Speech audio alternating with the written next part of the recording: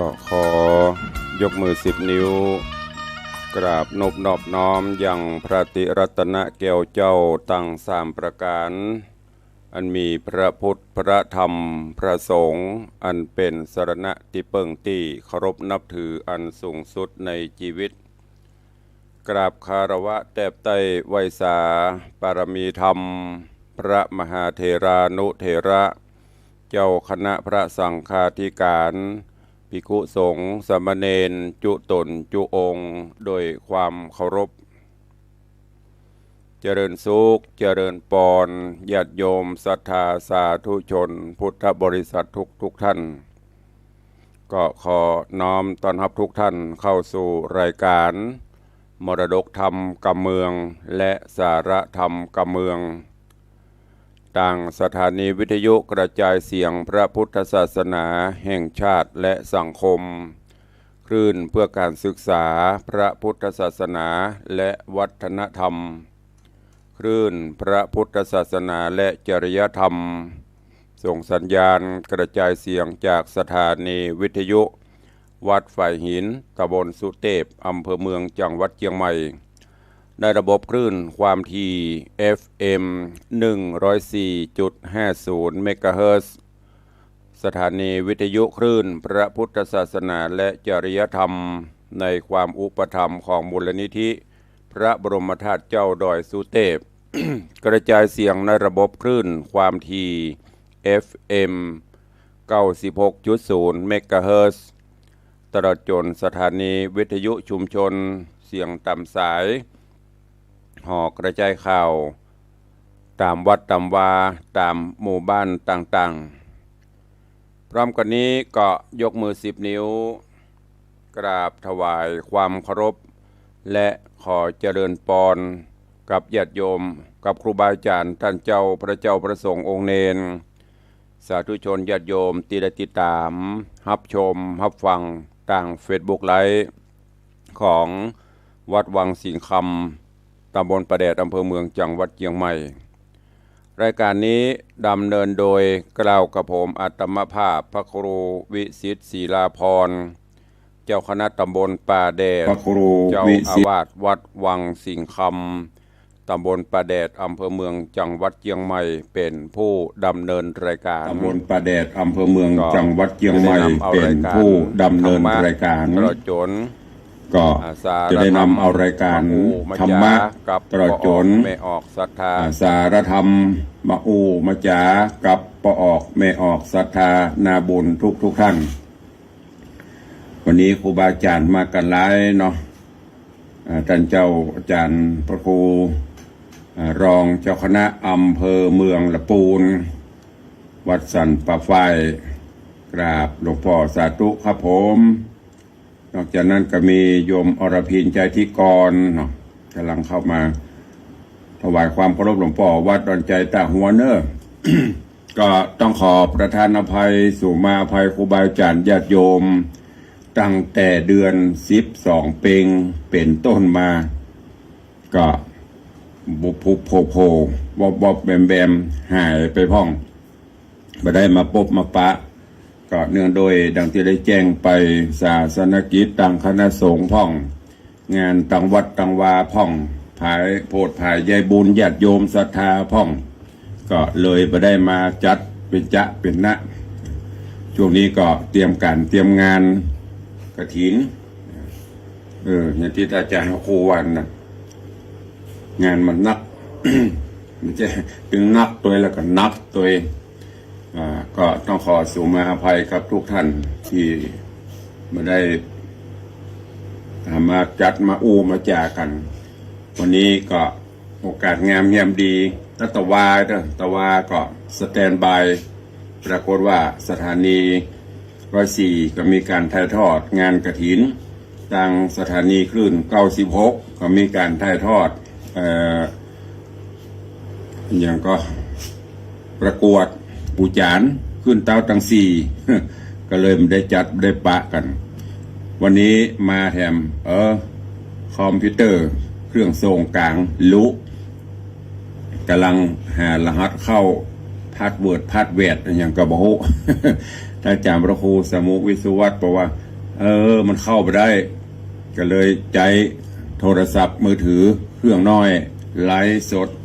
เพื่อญาติโยมศรัทธาคือหอดคือเติงหาเจริญปอนเนอะเป็นอันล่าเป็นอันจรันปิยจันทร์กราบสาธุขอเจริญปอนเนอะได้ปะกันเมินง่อมเงิมหากันพ่องโบโหก็ ก่อนที่จะจะจ๋าแจ้งข่าวสารต่างๆเนาะมาพบปะกันฟังธรรมเดี๋ยวก่อนสุวรรณพรหมมา พอไปจะไปเกิดระโบได้หลายมื้อหลายวันขาดตอนไปเมินล่ะบ่ได้เทศนาฮือก็วันนี้ฟังธรรมกันเดี๋ยวก่อนแล้วก็เดี๋ยวตายรายการก้อยมาพบมาปะมามาจ่ากันเนอะ อย่างท่านพระครูขโยม โยมพ่อโยมแม่ซื้อเครื่องใหม่มีละบรรลุกวนเพิ่นละแต่เดี๋ยวก็ซื้อคนเดียวอีดูเพิ่นมันปลดมันตกรุ่นไปละอย่างกระจ้างถ้ามันตกรุ่นไปมันคัดได้รุ่นใหม่มั่วเพื่อตั้งละปูนจะซื้อมาเปลี่ยนผูนะโยมมาลีเนอะเข้ามาตอนนี้หลายละขึ้นหอดขึ้นเติงหากันก็ขอย้อนกล่าวถึงพระธรรมเทศนาญาติโยมที่เข้ามาก็เข้ามาเรื่อยๆก็เด้อก็เดี๋ยวตุลุงจะไปตอบไปดูตายตอนนี้ก็เอาสาระเรื่องราวให้ญาติโยมศรัทธาได้ฟังกันก่อน สุวรรณพรหมมาตุลุงเทศนามาถึงยังผูกที่12ตอนที่1จบลงไปจากนั้นก็ย้างไม่ใช่ย้างจากนั้นก็ไม่ได้มาสู่หน้าจอไม่ได้มาฟังเสียงวันนี้มาฟังกันต่อเรื่องราวของสุวรรณพรหมมาในตอนก่อนนั้นหลังจากที่ลูกพ่อเศรษฐีย้อนกล่าวให้ฟังสักเล็กน้อยพ่อเศรษฐีเมื่อจะตายก็ห้องลูกถึงสองใจและมาแล้วก็แบ่งทรัพย์สินสลิงคานฮื้อปรากฏว่าพี่อ้ายคนเก่าบอกให้ได้ทรัพย์สินสลิงคานแต่ขอความของดีที่ป่อมีจะเป็นวิชาความรู้อันอย่างมูนี้เพื่อที่จะได้กินเมินส่วนสมบัติพระสถานต่างๆก็ขอยกฮื้อน้องหลังจากนั้นป่อก็เอากำอู้หรือว่าความรู้ที่มีอยู่มอบฮื้อพี่อ้ายคนเก่าโดยเพิ่นบอกว่าพี่น้องเป็นดีอย่าได้ไปหามิตรสหายได้เป็นดีควรไปมาหาสู่แหมอันเนื่องก็การไข้หันฮื้อมันดูการไข้หูจะไปมัวรับมัวนอนแหมกรรมก็คือฮื้ออาบน้ำผิดตาแหมกรรมก็คือกรรมที่ว่ากูหูแล้วโว้ย 4 กรรมที่ป่อเอาฮื้อหลังจากนั้นพี่อ้ายคนเก่า ก็ต้องเตียวเซาะเอากำเนี่ยกำหรือว่าความหูไปเซาะขายจนกระทั่งเข้าไปถึงยังบ้านยังเมืองป่อพญาบกคลปัตก็ไปสุ่มจุ่มนมกันแล้วก็ถามลูกพ่อเศรษฐีพี่อ้ายเก่าเนี่ยว่าลูกที่ไหนไปจะได้มาจะได้เจ้าลูกเศรษฐีพี่อ้ายนี่ก็กล่าวให้ฟังว่าโอ้ข้ามาจากเมืองนั้นเอากำหูมาขายจะได้โอ้บรรนับมาแลกข้อไหนกำไหนหมอกคำแข่งหนึ่งก็เลยตกลงกันได้ขายกันไปโดยมีพญาโบกคลปัตก็พญาเจ้าเมืองโบกคลปัตก็ซื้อเอาคำว่าพี่น้องเป็นดีอย่าได้ไปหามิตรสหายได้เป็นดีอันนั้นควรไปมาหาสู่กรรมบทนี้ก็พญาโบกคลปัตซื้อเอาไปด้วยคำ1 แข่งต่อมาอมาตย์ที่อยู่ในสถานที่นั้นหันหูป่อพญาเอาไปเพราะอมาตย์ก็เลยซื้อคำว่าการไข้หันฮื้อมันดู การไข้หูจะไปมัวรับมัวนอนซื้อคำที่สองนี้ไปอันต่อมาเสนามาดผู้หลักผู้ใหญ่อยู่ในที่นั้นก็ซื้อโดยเสนาซื้อเอาคำว่าคืออาบน้ำผิดตาหลังจากนั้นปอกาสำเปาค้างข้อสุดท้ายปอกาสำเปาก็เลยซื้อเอาคำว่ากูฮูแล้วโว้ยกูฮูแล้วโว้ยปอกาสำเปาซื้อเอาไปขายหมดถึง4 ข้อได้ขายเรียบร้อยมีผู้ปูจาผู้ซื้อไปเรียบร้อยก็เลยตอนนี้ทุกคนก็ลองเอาไปใช้พอว่ามันจะได้ผลตามที่เปิดโฆษณาหรือไม่ ในตอนที่แล้วมาถึงตัดที่นี้ก็จบลงไปวันนี้มาฟังกันต่อว่าเรื่องราวของหลังจากที่ซื้อไปเรียบร้อยปอกาสะเปาได้ทดลองใจก่อนเปิดปอกาสะเปาก็ล่องสะเปาไปกาไปขายตามปกติพอได้เวลาพักก็จอดย้าง ตอดสมอพักผ่อนไปขณะนั้นก็มีหมู่โจรสลัดโจรปล้นเนี่ยมาปล้นเหือสำเปาปอกาก็นอนถ้าเป็นบ้านเฮาก็เรียกว่ากั่งนะหรือได้ยินเนี่ยเขาป๊อปแคบๆหน่อยหันมัวว่ากูฮู้แล้วเว้ยพอได้ยินเป็นเจ้าของเหือบ้าจะอี้ก็โทษสุมาเดอขี้โหดต้นหายแล้วโอ้เจ้ามันตื่นแล้วลูกนี่ก็โล่นออกเหือสำเปาไปโดยไม่ได้สักอย่างเรื่องราวของสุวรรณพรหมาจะเป็นจะได้เจิญญาติโยมศรัทธานาบุญเฮาเนอติดตามรับฟังในตอนต่อไปในผูกที่12ตอนที่2ณโอกาสบัดนี้แล้วกำเดียวเอามีข่าวสารอันใดเรื่องราวอันใดจะแจ้งจะอู้จะจ๋าตุลุงก็จะมาตักมาตายมาอู้มาจ๋าในท้ายรายการฮือญาติโยมทั้งหลายกันต่อไปเนอะตอนนี้เชิญทุกท่านมีงานก็ทำไปเนอะนึ่งเข้าเป่าไฟกันเนี่ยการยังงานใดๆก็ทำไป ฟังไปตัวในเรื่องของสุวรรณพรหมาณโอกาสบัดนี้ นะโมตัสสะภะคะวะโตอะระหะโตสัมมาสัมพุทธัสสะสาธโวฟังลาโสตุจันนาสัพพุริสตังลายทั้งหญิงและชายหนุ่มเฒ่าที่ได้ปากันเล่าติดตามทอมทาดาฟังยังรัสธรรมเตสนาสุวรรณพรหมาลำดับลำดามาเถิงยังผูกตวนตี12 ตอน 2แล้วเนอเจ้าขอเจิญศรัทธาตั้งหลายหนุ่มเฒ่าจุงตั้งจิตใจเราทอมทาดาฟังต่อไปไปนาดีและนาตาโตอะยังนาเจโร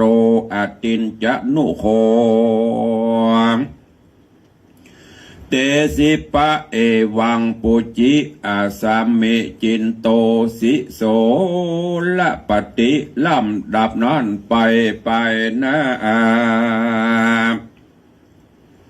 อันว่านายโจรกระนอนใส่กันว่าลักบ่ได้เงินคำเข้าของนำม้วนหมู่อันมีอยู่ในนาวากันข้ามมาต่อตาจุมโจรลาม้วนหมู่ดังก็เข้ามาสู่แถมโห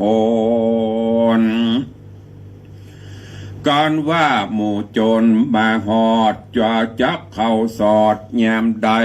นายสะเปาก็ออกไวปีกฟื้นสะดุ้งตื่นมื่นตาก็รีบไขจากกล่าวอู้ ว่ากูหากได้หูเมืองแล้วโว้ยดังนี้ทวน2-3 หนที่นั่นหมู่จนหาวหาดได้ยินเสียงตวาดไหลตีต่างก็รีบหนีบ่จาก็มีหันและนาปูนนาติว่าเสกันวันลุนรุ่งเจ้าโจนบาปเศร้าปาลามันก็โกธาไม่มาดคาดนิ่งขวาดในใจว่าเป็นสันได้ดังอีแต่ก่อนกี้บอกเคยมีเฮาไปคุยลักยองตามบันจองเกหาเตียงได้มากู้เจือบรังเรือสักตีโจนกาลีผู้กราบได้แต่นั่งกลมนาคนิ่งนายพิจารณาไปไข้จอดก็หูรอดขี่แย่วาดนายสะเปานี้นาใจจะเป็นพ่อกาดิเลเตียงมีมนต์ดีกับตนเฮากวนวนไปสู่แล้วกล่าวโอจะทำเตียงหูความแจ้งทีฮือหายตี้สังกาจนปลาบ่อจ้าสะปายดาบกราคมเขียวไปคนเดียวอยู่ใจใจการไปรอดเหือหลวงนาวาก็รีบไปหานายเก้าอันเป็นเจ้าสามเปา แล้วไขปิ้นเต่าบ่จาว่าตัวแห่งขามาไกลตามวิสัยขาน้อยไข้หูถ้อยขี่ยามไข้หูถ้อยขี่ยาว่าเจ้าเป็นวะนิจาป้อกาแอวพรักนาเดินจอนแอวลับนอนไปไข้บ่มีภัยยะใหญ่โจรหายมายองย้ายละครลักเงินทองกวนขวีหรือว่าเจ้ามีกุลดีวิเศษสัตรเพศกะทาขอขีดญาบอกกล่าวคือหูข่าวสัจจังเดเตนาเมื่อนานนายสับเป่าป้อกากันว่าโจรกล้ามาทำเส้นไข่กำงามทำต่อว่าดูราเจ้าน้อยนอวันนะวาย ว่าเป็นเยื่องใดสันนี้มาถามดังอีสังกาเป็นสันใดจะจุงกล่าวฮือข้าได้ข่าวตามเมแล้วเฮาจะไขวัดตีกล่าวจี้ได้หูทีตามรายโจรบาปลายนั้นเราก็ตั้งเก้าขี่ยามว่าดูรานายนาวาป้อกาตัวแห่งคานิโสดเป็นโจรโหดใจฝ่ายหากินไปเลี้ยงต้องโดยการลักย่องเงินคำตังยามตังยามมืดดำก่อนแจงบ่ใจแสงมุสาได้เกยปลาเอาหมู่แม่บ่อน้อยทวน500เป็นประมาณตั้งใจหันตั้งหมู่เข้ามาสู่นาวาเพื่อจักมาลับย่องกันว่าเขาจองยามใดก็มีเสียงใครกล่าวอูว่ากูหากหูดีเลทวน2 ตี3 ตีดังอันโดยเหตุนั้นตัวข้าจริงจักกราบมาถามขอแป่งใจงามฮักขอดยอสอนยังยอดกะทาสิปกุลนั้นแน่ฮือคาพ่องเตอะว่าอันและนามตา ในกาดลานั้นใส่ป้อกาบใหญ่นาวาฟังใจปาลาจนกลาอยู่ตอดนาจะถามจริงไขกำงามบอกเราว่าดูราจนหนุ่มเดาวันนะวัยเฮาจะไข่กล่าวจี้อันว่ากุลค่านี้ประหลาดค่าบ่อาจจะปาน แม่นใจวันอยากได้เอาไว้ใจกับตนเป็นมงคลไปนาต้องสัจจะต่อคาสัญญา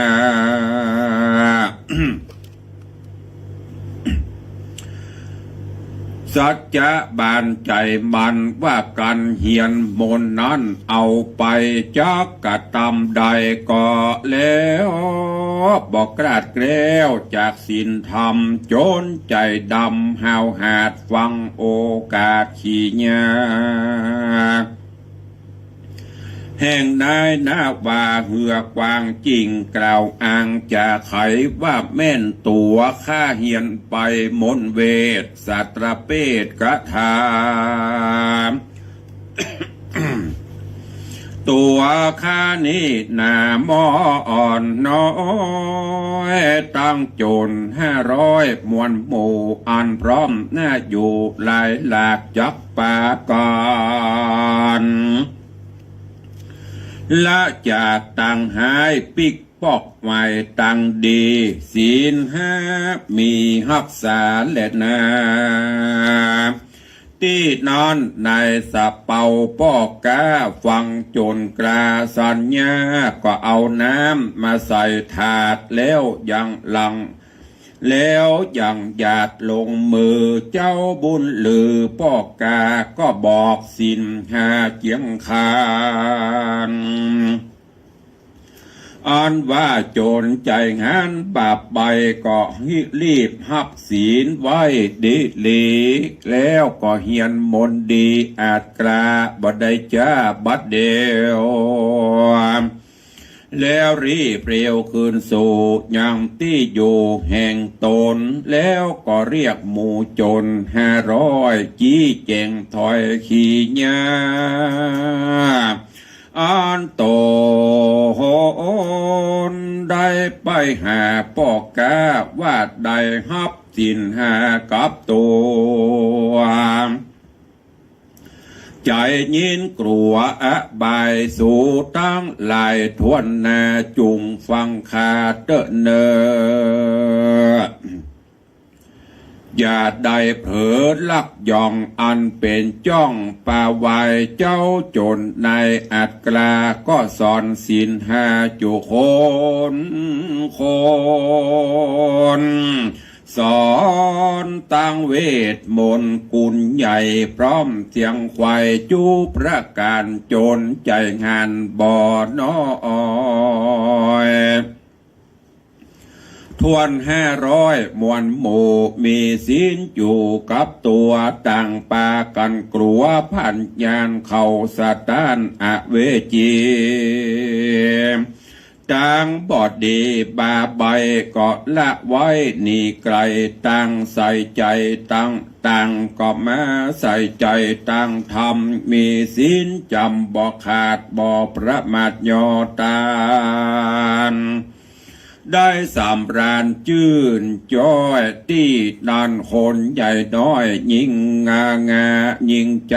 ต่างมีใจภายโจมจื่นปีติตื่นยินดี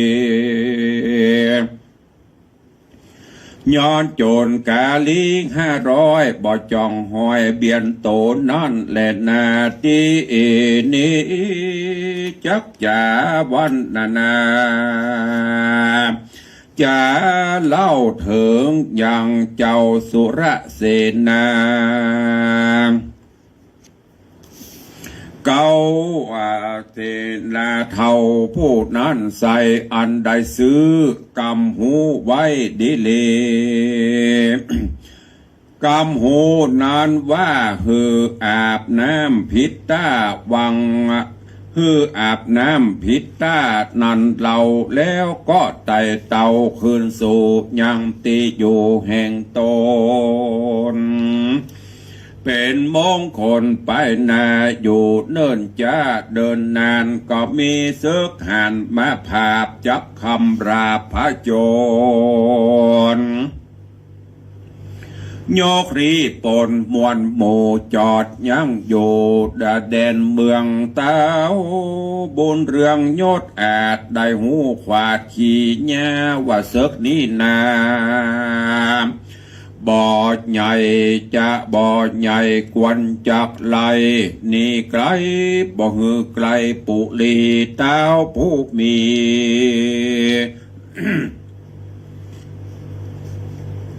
เต้าผู้มีบ่อจาก็เรียกเศษนากราต่างตาฮือเข้ามาอยู่ไกลต้นเต้าไทยหอคำก็ไข่กำกล่าวท้อ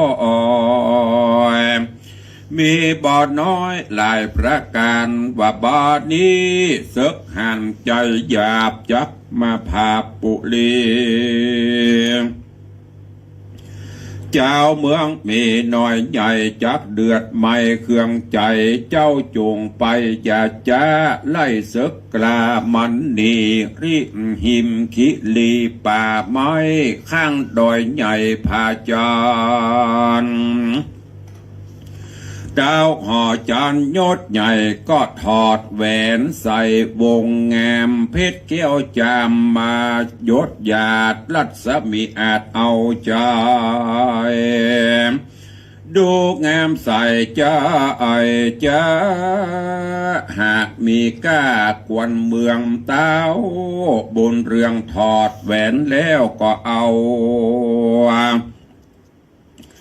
ฮือเศษนาแก้วต่างตาแล้วไข่ขี้ยากล่าวจี้ว่าแหวนวงนี้ก้าลายอย่าฮือหายใส่ก็อ่อยจากจื่ออื่นนาจอยเจยบานกันว่าภาพเสือกหันเมียนแล้วจงเอาแหวนแก้วขึ้นมาแดดเตอนาตีนอนเจ้าสุละเสนาผู้กราดได้แหวนเจ้าฟ้าปุเล เย็นใจดีบอดหน่อยกึดข้าค้อยในใจว่าแหวนคำใส่มงคลจักป่าตนผับใดยังเสกใหญ่ปาลาและนาการยามเดือดการยามดีมาลอดแล้วโยธากลากแล้วมวลหมู่พร้อมหน้าอยู่บรมวน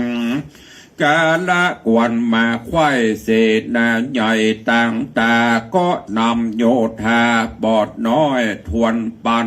500เป็นไม้จางมาใหญ่เป็นหมู่ออกไปสู่ดงไพรเพื่อจับไป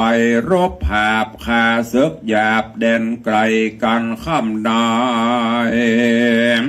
ย่างจอดกันแจ้งรอดภายพันก็มีหันและนาเอกาติวสังยังมีในวันหนึ่งใส่แดดฮ้อนไม่นำนาเจ้าสุรเสนาผู้ใหญ่ก็งือพลไพร่ได้มาย่างจอดเหือหิวหอดหมายหายสุรเสนานายบอดจ้าหันน้ำตาเย็นใสก็มีใจใครอาบเหือสราบกาญาได้เปจาละนาควายจอดก็ขานิ่งหอดกำหูว่ายามเมื่ออยู่ปุรีได้ซื้อกำหูมีนันว่าฮืออาบน้ำพิษตาเป็นสีจักเป็นดีเมื่อนาเศษนากราผู้ใหญ่คันนิ่งไข้ขวาดหูส่วนโยธา มวลหมู่ต่างหลายต่างก็ปากันอาบยายอาบน้ำจำลาพร่ำกาญาอยู่ที่ต้าต่างเตียวส่วนตัวคนเดียวบ่จะอาบน้ำตาที่ตั้งนาทัดไป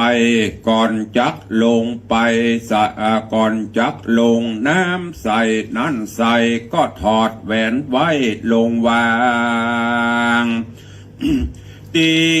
ข้างต่างตาน้ำแล้วจำลาพรำกาญาก็มีคันและนาโสอนุสติกันวเสนาผู้ใหญ่อาบน้ำไข้เติงตันก็รีพายพันขึ้นสู่ยังที่อยู่โยธาสุรเสนานอนใส่ก็ลืมแหวนไว้ที่ต้านน้ำบอกเกิดพร่ำไปหาแล้วก็นำโยธาอ่านหมื่นบอกเกยตื่นสงครามจักเข้าไปจำรบผาบคาเสือกหยาบแดนไกลก็หนีไปพรากนาฮืดหนีไปพรากนาแล้วก็ป่าโยธากรามาจ้างลัดป่ากวางดงน้ำกาณนาบ่โหด80 โยชน์เป็นหมายก็ฮือเศษนัดลายมวลหมู่จอดยังอยู่เศร้านอนก็มีหันเล่นนาตีนานสุรเสนาผู้ใหญ่ก็กึดใจไข้ไปหาว่าก่อนจักมานันเล่าเต้าเป็นเจ้าภาพปาลายังขุนนาไฟหอยฮือเวนใส่ก้อยก้ากวนเมืองเป็นคำเหลืองวะวาดจะรัศมีอาจเอาใจบัดเดียวนี้หายไปกว่าจอยเต้ายอดซอยหอคำการหูกรรมเดวโสดจักใส่โตดเป็นหมายเฮาเตี้ยงตายบ่จาย้อนดาบกราคมสายแม่นเฮาจักไปรบผาบตายย้อนดาบเทียนกราย้อนศึกกราปาลาดีกว่ามาโมยบางย้อนดาบเจ้าจ้างฟันคอเฮาอย่ารอเนอเอินจะไล่เสือกรามันนีเดเตอปุณติวเสการวันหลุนรุ่งเจ้าสุรเสนาเก่าผู้ใหญ่ก็นำพลไพร่ลายลามเข้าสนามรบผาบกันเสือกหยาบมวลหมู่อันมีอยู่นี่ไปการว่าเสือกผวยภัยเมียนแล้วก็ออกป่าพวกแก้วหนอโยธากังหมู่เสนามวลหมู่ปิกปอกสู่ขึ้นหลังการมาถึงยังนำแม่คนร้ายแหล่สะโซนก็ฮือรีปนยังจอดฮือหิวหอดไม่หายตั้งปังใหญ่ยังอยู่หิมแก้วกูแดนเมืองเจ้าสุรเสนาเรื่องผู้ใหญ่กึดฮอดไข่ธรรมรงอันได้ลงลืมไว้ที่ต้าน้ำใหญ่นานมา3 เดือนอันใดคนน้อยใหญ่ขึ้นล่องเตี้ยงเล่งส่องเอาไปย้อนเป็นคำใส่ใจจาสุรเสนากราคณิงนายว่าเฮาควรไปยือพอฮือหูต่อสายตาแล้วไกลกราบ่จ้าไปยังน้ำตาเดิมตีก็มีหันแลนะ เนติตังขีญาสังวันนาวิเศษจากห้องเหตุ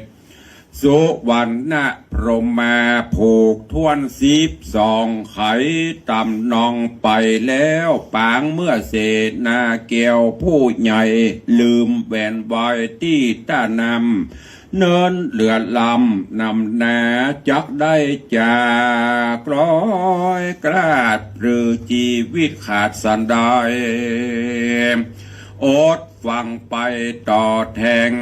จักหูแจ้งไปลุนแหละนะผูกนี้จะขอวังลาเต้าอีก่อนแหละนะก็บังโกมสมเร็จสเดช พระธรรมเทศนาสุวรรณพรหมาลำดับลำดามาถึงยังผูกทวนที่12จบปริปุณนังไป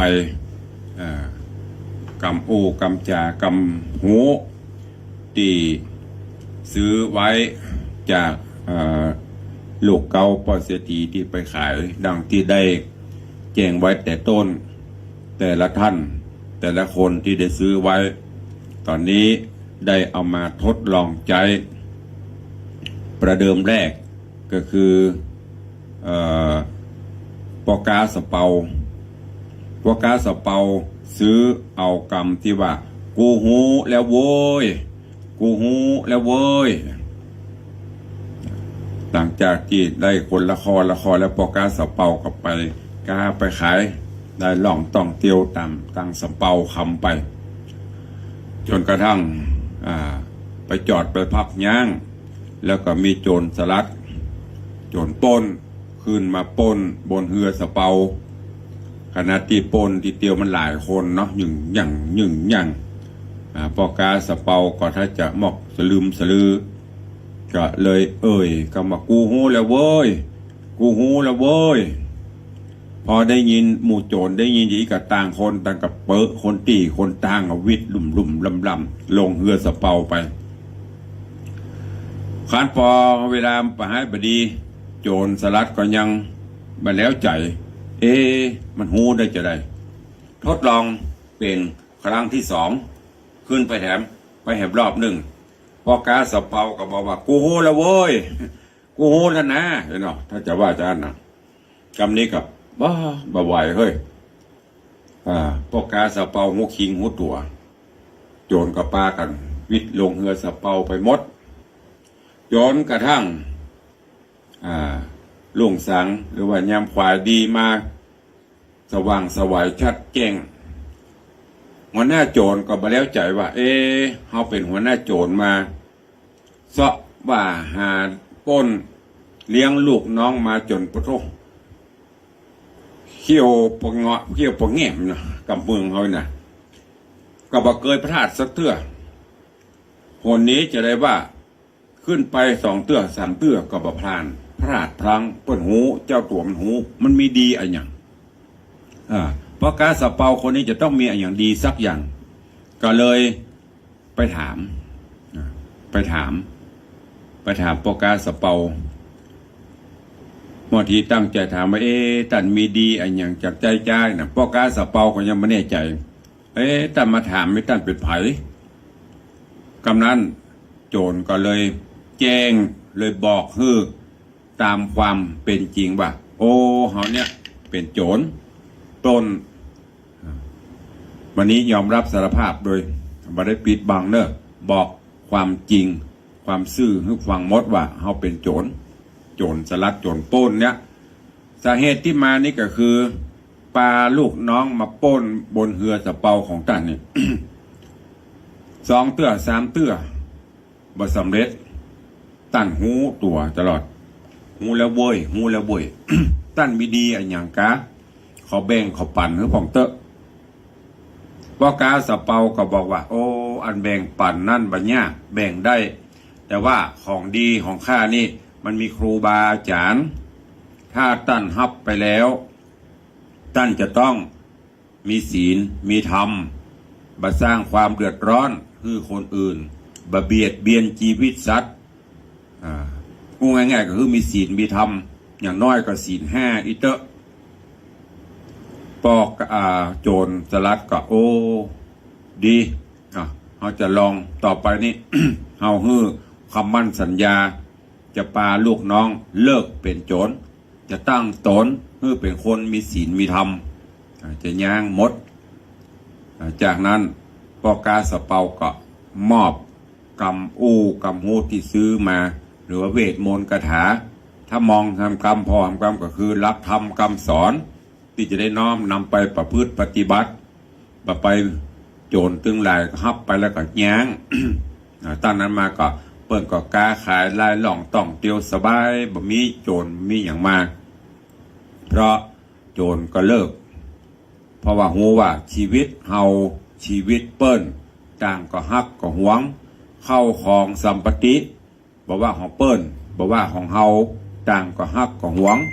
ไปลักไปจกไปจี้ไปป้นเปิ้นมาเปิ้นก็เดือดร้อนถึงเฮาจะมีความสุขก็เป็นแต่สุขผิวเผินสุขบ่เมินลักกินซ่อนกินของเปิ้นนี่บ่ดีบ้านเมืองก็มีความสุขขึ้นอันนี้เฉพาะแค่ข้อเดียวบ่ได้นะตำปาคือเลิกจากการเป็นโจรเลิกจากการประพฤติชั่วหันมาสร้างกุศลคุณงามความดีต่อมาย้อนกล่าวถึงจอยกรรมที่สองที่อำมาตย์เพิ่นซื้อไว้ว่าคืออาบน้ำผีตาพอดีมีโจรมี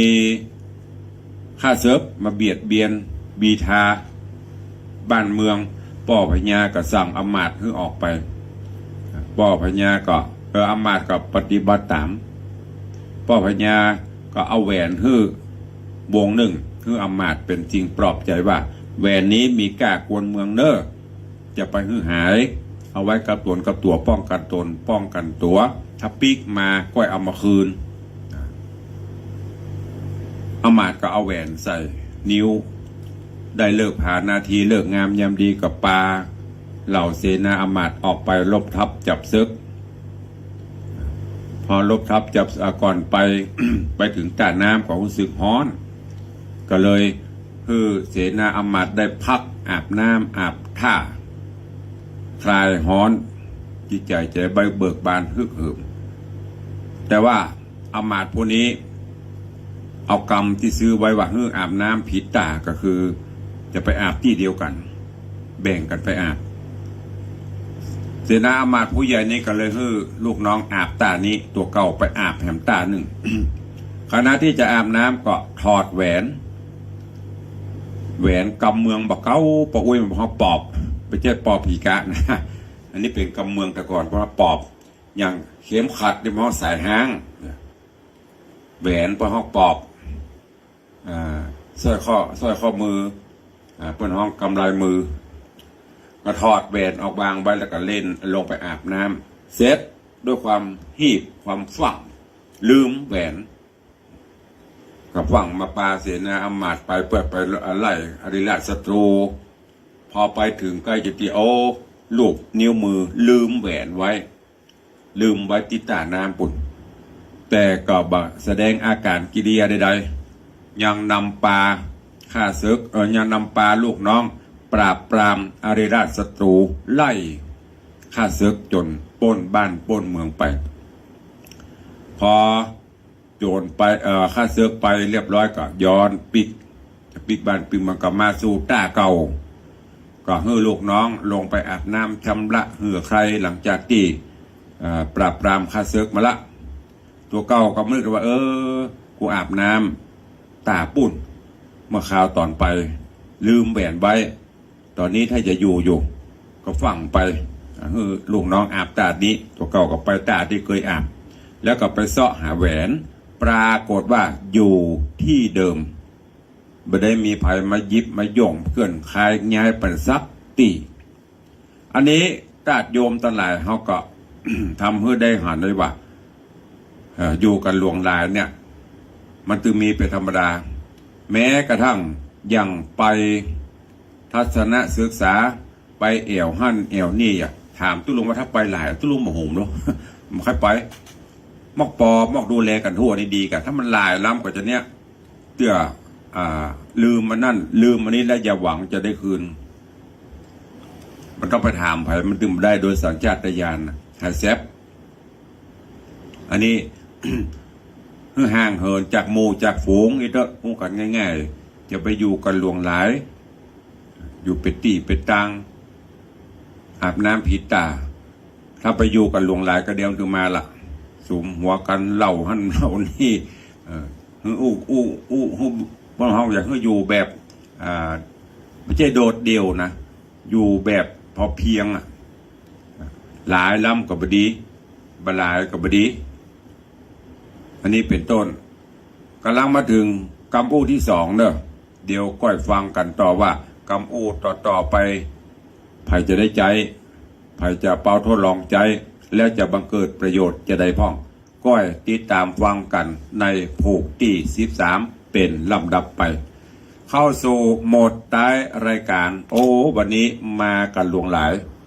ตั้งเฟซบุ๊กตุลุงก็สุมาอภัยอย่างที่บอกเนอะอย่างก็ห้อง เครื่องส่งอันใหญ่กับใครดีมือถือก็จะโต๊ะรุ่น ก็จะเป็นต้องใจอันน้อยเขาใส่ตะกี้มาถึงที่ท่านจำพระครูสิริวัชิโรภาสรองเจ้าคณะอำเภอเมืองละปูนวัดสันปับฝ้ายเนาะแล้วก็ติดตามมาโดยเป็นอันลาเป็นอันจรันปิยจันเนอร์นอกจากนั้นก็มีไข่พ่องเดี๋ยวกันมันยังกระดังกระดึกพี่ไผ่พ่องนี่ตัวมันนิ่วโยมมาลีแล้วก็มีไผ่จนสายเป่งหลวงมาดามโยมปีนนโยมแม่นวลศิริอินเขียวโยมมาลีโยมชิชบาโยมอัญชลีก็เดี๋ยวตุลงจะไปตักเนาะเพราะว่ามันหมุนไปวนๆตามตัวมันนิ่ว ตัวมันเล็กต้องเอามาพอใกล้ๆเดี๋ยวถ่ายใกล้ก็ได้เพราะมันใจไล่สดตัวตุลงขอแจ้งข่าวสารเพื่อญาติโยม FC เนอะทั้งต่าง Facebook ไลฟ์ทั้งต่างสถานีใกล้เข้ามาทุกขณะทุกเวลานั่นก็คืองานทำบุญทอฝ้ายสายบุญงานจุลกฐินโดยปีนี้ได้รับเมตตาจากทางมหาวิทยาลัยไฟเทิร์นในโอกาสครบรอบ25 ปีการก่อตั้งมหาวิทยาลัยไฟเทิร์นแล้วก็ครบรอบ8 รอบ7 รอบนั่นแหละค่ะ84 12 56 46 72 42 7ของอาจารย์แม่ดร.มรกตสุวรรณชินครบรอบ84 ปีในการนี้ทางอาจารย์แม่ดร.มรกตสุวรรณชินผู้รับใบอนุญาตมหาวิทยาลัยไฟเทิร์นดร.กิติพัฒน์สุวรรณชินท่านอธิการบดีแล้วก็มีดร.ชทิพย์สุวรรณชินท่านรองอธิการบดี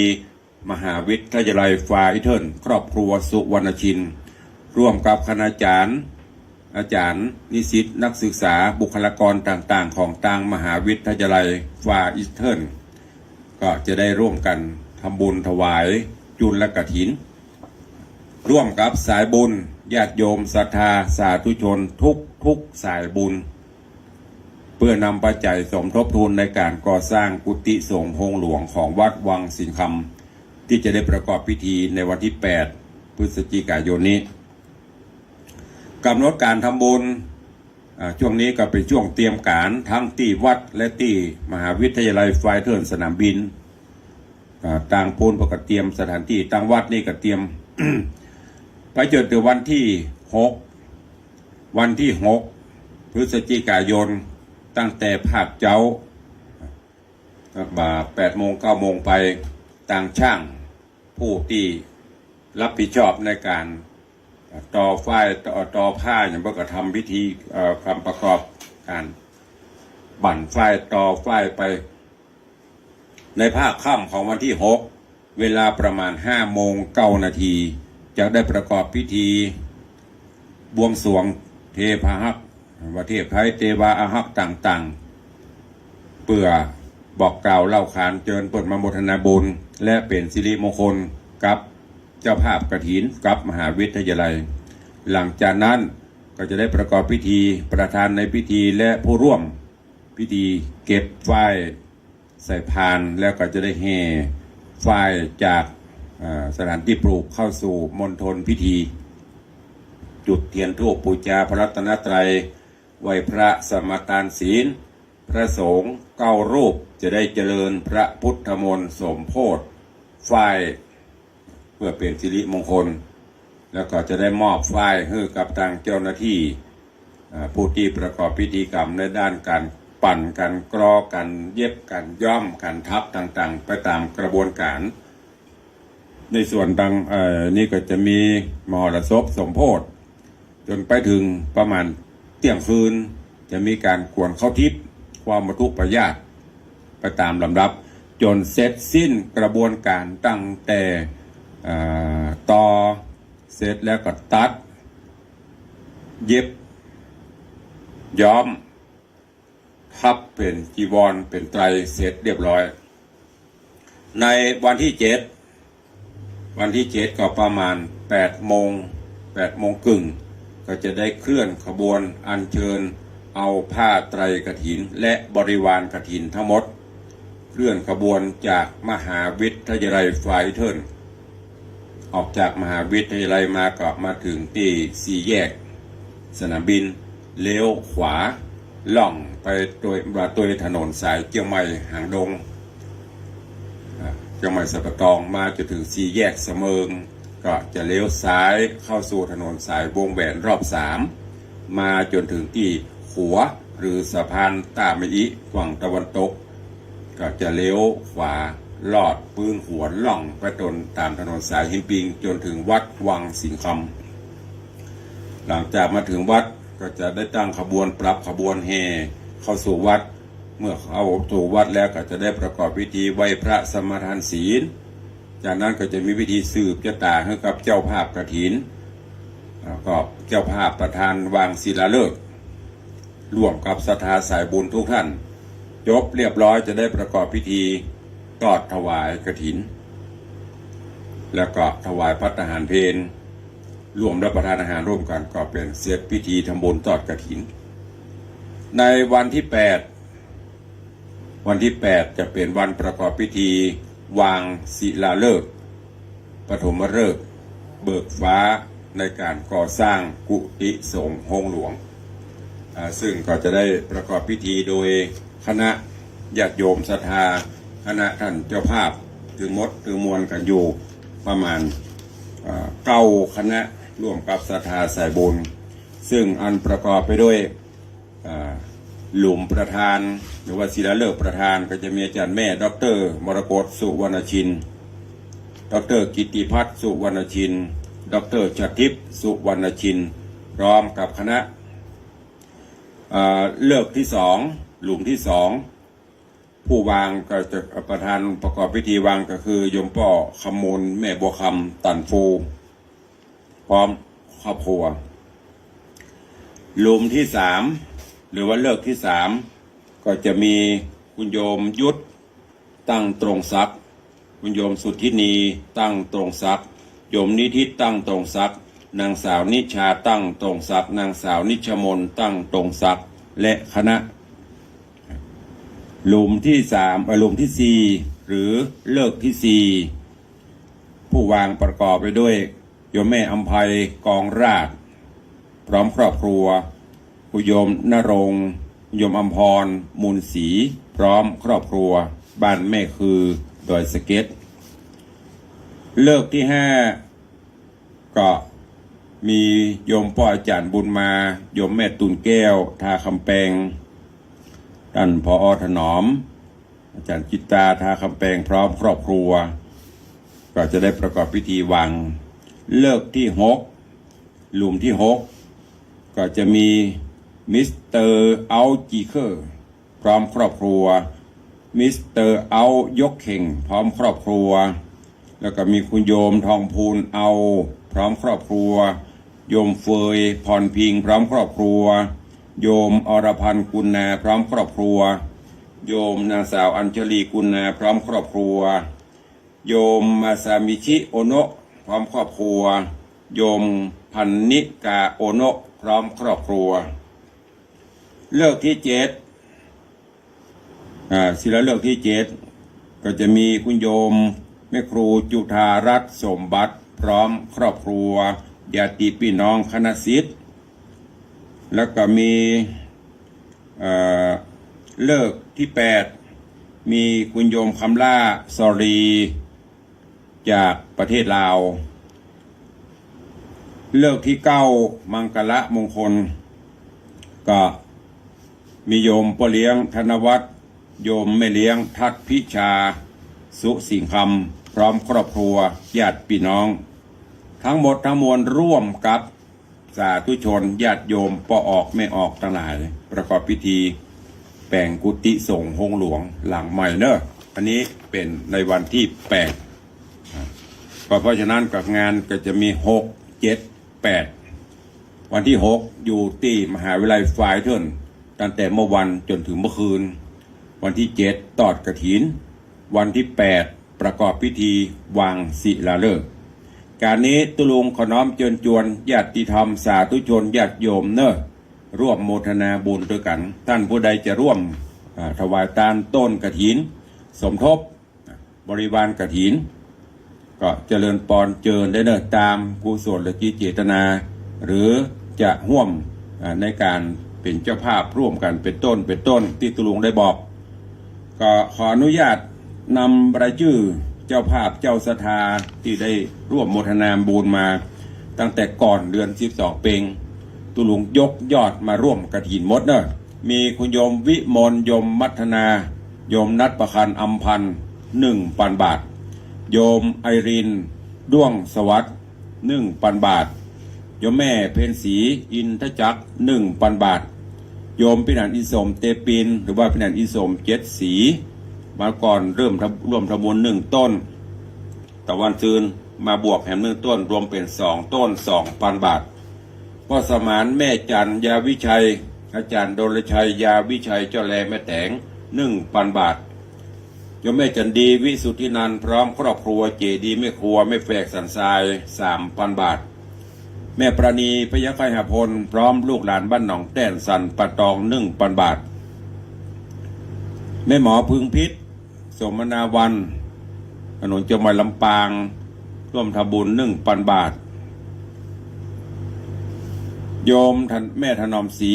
ด้วงอินประภัยเจ้จ้าง 1,000 บาทโยมแม่สุพัฒน์เอี่ยมเจริญพร้อมครอบครัว500 บาท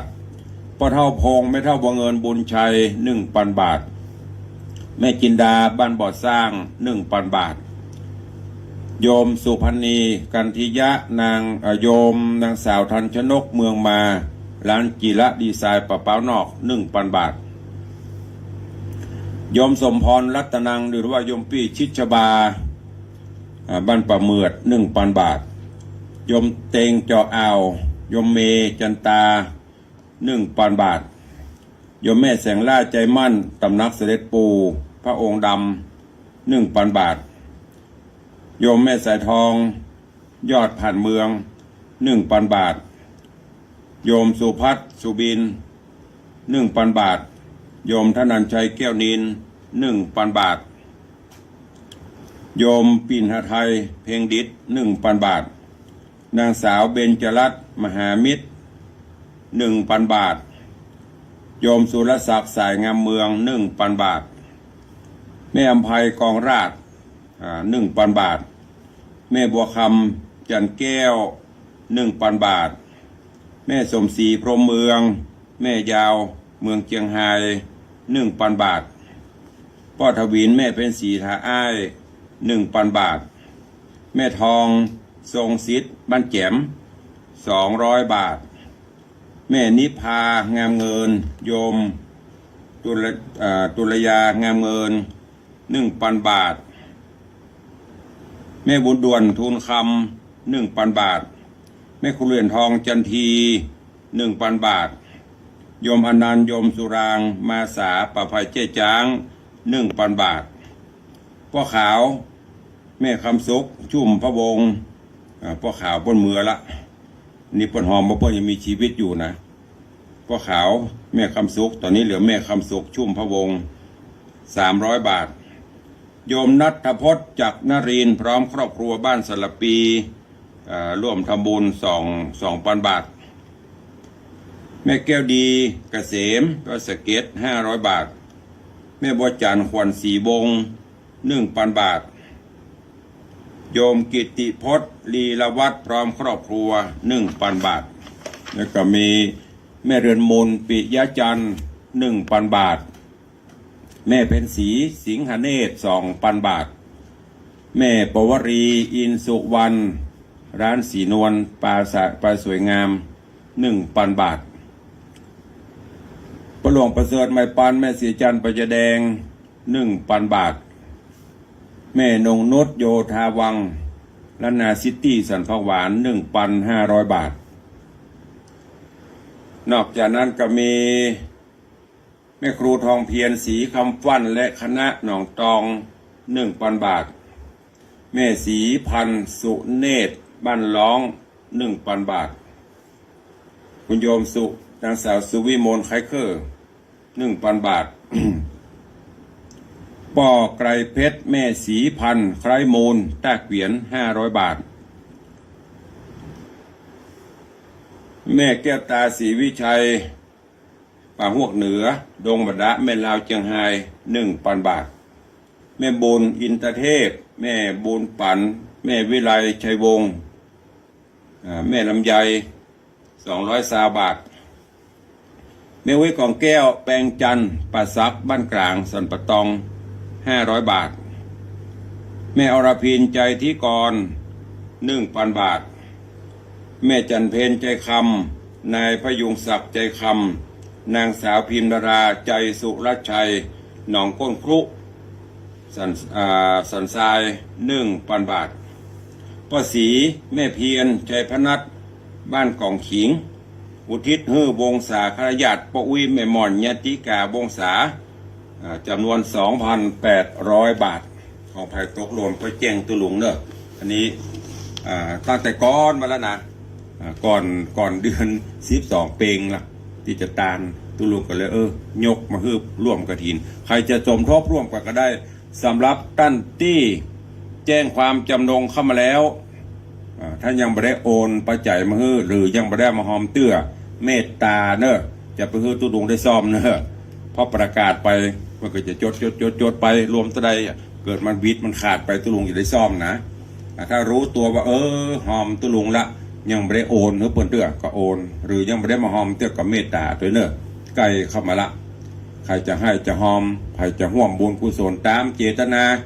มันได้บังคับเนอะเดี๋ยวก็อย่าไปตราม่าให้หมดก็สุดแล้วแต่อย่างก็ตามที่ทำแล้วสุขใจทำไปแล้วดีอกอิ่มอกอิ่มใจบ่เดือดร้อนตัวเก่าบ่เดือดร้อนคนอื่นนั่นแหละทำไปอย่างที่เราทำเราสบายใจก็ทำไปเถอะประเด็นนี้มันมีสปันคนนั่นก็อู้อย่างนั่นคนนี้ก็อู้อย่างนี้นะก็จะตัดสินใจลำบากแต่จะได้ก็ตามเมื่อเอาพระรัตนตรัยแก้วเจ้าทั้ง3อันมีพระพุทธรัตนะธรรมรัตนะสังฆรัตนะตลอดจนคุณป่อคุณแม่เนอะเป็นสรณะที่จังที่เปิ่งจำศีลกินตาลไปบ่เดือดร้อนตัวเก่าไม่เจตาลก็เดือดร้อนอันนี้ก็ต้องทำอย่างที่ตุลุงบอกนั่นแหละเราทำแล้วเราสบายใจจุ่มอกจุ่มใจไม่มีใครรู้ได้ดีเท่ากับตัวเราส่วนที่เขาจะฟังเปิ่นบ้านนั้นบ้านนี้เขากับพิจารณาเอามีสติสัมปชัญญะเอาเนอะประเด็นนี้สื่อต่างๆมันมีสัปปะเหมือนเขากินข้าวนั่นแหละเขากินแกงแคบางพ่องก็ชอบอันนั้นบางพ่องก็บ่ชอบอันนี้อันไหนที่เขาบ่ชอบ ฟังแล้วมันบรื่นหูบรรพบุรุษบรรพชนปฏิบัติมาเขาปฏิบัติจากนี้ไปมันคัดหูเขาก็เลื่อนยะมันต้องไปคอมเมนต์ต้องไปว่าอย่างเพื่อนเนอะนาจิตตังจิตภัยใจมันจะคือมันถูกต้องถูกใจหมดก็เป็นไปบ่ได้แม้กระทั่งอัตมาภาพตุลงอู้อีกก็เหมือนกันจะคือมันถูกต้องถูกใจหมดก็เป็นไปบ่ได้บ่ถูกตึงหมดกับใจมันก็ถูกพ่องจับใจแห้งบ่แน่นใจกาจับใจครูบาบ่ถูกใจพระน้อยอย่ากรรมโบราณครูบาอาจารย์เพิ่นถึงว่าหรอถ้ามันถูกใจกันหมดก็บ่ม่วนถ้ามีแค่คนลวกหมดก็บ่ม่วนมีแค่คนง่าวหมดก็บ่ม่วนมีแค่คนตุกหมดก็บ่ม่วนมีแค่คนโรยหมดก็บ่ม่วนถ้ามีแค่ตู้เจ้าตื้อหมดไปบวชเป็นตู้เจ้าหมดก็บ่ม่วนมันก็จะคละเคล้ากันไปจะเอียอยู่ตัวกันไปบ่เมินก็ตายจากกันไปละแต่ถ้าไปอวดลวกนักแต่ถ้าไปอวดหูนักมันตึงตายพุทธเจ้าเพิ่นบอกเพิ่นตึงเปรียบปัญญาคนเฮาเปรียบเสมือนบัวสี่เหล่าเขาได้ศึกษาเขาได้เรียนกันมาหมดประเด็นมีก็ไม่จะมีส่วนมีก็จะเป็นอันอย่างก็เหล่าที่หนึ่งหมดคนนั่นก็อวดกับตำแห่คนนี้ก็อวดความหูตัวเก่าเรียนมาหน่อยอย่างเพิ่นบอกบางเตื้อความหูเต้าหางอึ่งอวดหูอวดกันไปก็ว่ากันไปนี่ไม่ได้ว่าไผเนอะแต่ตุลวงมาเตือนสติบ้านเมืองเฮาเคยสงบสุขร่มเย็นด้วยศีลด้วยธรรมต้องไปตีแต่นเบนเบ้จนทองแกะทองแกนแล้วไปมันกับปโตมันกับบ่มีคนง่าวเนาะกู้คนก็จะลวกหมดแล้วจะไปใจไผเฮาหูคนเดียวเฮาหูครูก็หูมึงก็หูถ้าครูจะตกงานนะกะนี่ฝากไว้ให้คิดเนอะในวันนี้นำไปคิดพิจารณาอันไหนที่เราทำแล้วสบายใจก็ทำไปการฟังข่าวเสพอย่างก็จ้างไม่ได้มันบุยต่างคนก็อู้ไปจะนั่นอันนี้ไปจะนี่ทั้งที่คัมภีร์เล่มเดียวกันแต่มันบ่เหมือนกัน มันเป็นได้เหมือนกันก็แล้วแต่บางพ่องก็อ่านแล้วกึดไปแหมยังบางพ่อก็อ่านอย่างบัดถ้าอย่างนักอย่างกำโอ้ดิตุลงเตดปฏิกิยาบรรยายฟังตะเกียกูหูแล้วเว้ยเนี่ยบอกว่าอิมาปบโจรมันก็โอ้ปู่นี่บัลลับเจรุนนี่กูจะมาป้นมันก็หูก็โลดนะครับถ้าเกิดมีคนลวกกันว่าคนที่กึดนอกเหนือฉะนั้นมันจะหูอย่างนั้นเดือบุกเข้าไปดิกเนี่ยมันมองทัศนะมันไม่เหมือนกันนะก็เพราะนั้นเราอยู่จะได้เคยปฏิบัติตามพ่อแม่ครูบาอาจารย์เพิ่นสอนจะได้พุทธเจ้าเพิ่นบรรยายธรรมเราฟังจะได้แล้วก็ฟังกันไปนอกจากเจ้ามหาวิษณุเนาะอยู่กันไปจะเนี้ยเหมือนกับตายตัวลงวางสีคำก็บ่ถึง100อาจารย์มหาวิษณุก็บ่ถึง100นะเนาะอยู่กันไปลวกพ่องง่าวพ่องสึงตึงพ่องก็เดี๋ยวจะมาตามมากันนะมันก็หาอันนี้เปรียบเทียบมันไม่มีโลกเพราะว่าโลกเขามันกระสุนมีถึงอันนั้นอันนี้คละเคล้ากันไปก็เลือกเอาจะไปเสพให้ถึงหมดแล้วก็จะเครียดนะถ้าเขาเครียดแล้วก็จะลำบากรู้จักแบ่งเบาภาระพระจะว่าจะได้แต่ว่าเราทำแล้วเราสบายใจบ่ไปฆ่าเปิ้นบ่ไปเบียดเบียนเปิ้นบ่เดือดร้อนเปิ้นนะเนี่ยไปทำไปถ้าเนี้ยลงไปแล้วมันเดือดร้อนเปิ้นเดือดร้อนครอบครัวเสียชื่อเสียงตัวเก่านั่นแย้งจะไปเนี้ยอันนี้ตุลงฝากไปเนอะก็จะไปลืมเนอะ6 7 8มีนัดพบกันในวังเนอะถ้าอาจารย์มหาวิษณุมีกุศลเจตนาจะมาห่วมตัวสักล้านก็ได้เนอะจะแปลงโฮงหลวงแปลงกุฏิแปลงเฮือนใหม่นะ ฝากไว้ตัวครูบาอาจารย์ท่านเจ้าจะเมตตาร่วมกันได้หมดคำว่าตู้เจ้าทอดกฐินมาได้ก้ะมันเป็นได้มาได้ตู้เจ้าพวกเขาได้บุญหรอกอย่างหันก็อาจารย์วิษณุป้าลูกศิษย์ลูกหาญาติธรรมไปกินประทานกระเพาะอย่างบุญเขาได้บุญคืออย่างบุญคือความสุขใจเปิ้นไปกินประทานปีมาเปิ้นอิ่มอกอิ่มใจอันนั้นแหละคือบุญ ใจปิกมาละการรถกูก็ไม่ได้ใจายเพื่อจะมายืดรถกูละหาคัวรถไปรถไม่ได้ซื้ออย่างนี้อันนี้บดีนะฝากไว้ให้คิดวันนี้เวลาหมดเวลา7 ป่ายละเดี๋ยวจะต้องมีภารกิจอื่นอยู่ก็ขอนำรายการจากทุกท่านไปก่อนเนอะปะกันใหม่ในวันต่อไปขอความสุขสวัสดีจุงบังเกิดมีกับทุกท่านอยู่เย็นเป็นสุขจุ่มเนื้อเย็นใจขอคุณพระรัตนตรัยปกห่มเพื่อได้มีความสุขกายสุขใจสุขภาพพระนามัยสมบูรณ์แข็งแรงคิดปรารถนาสิ่งใดเป็นไปโดยชอบตามตำนองครองธรรมแล้วไซขอให้สมดังความมุ่งมั่นปรารถนาจำเริญไปด้วยอายุวันนะสุขะพละเหมือนกันจุตนจุองค์จุผู้จุคนเนอจัตตาโรธรรมาวัตันติอายุวันโนสุขังปะลัง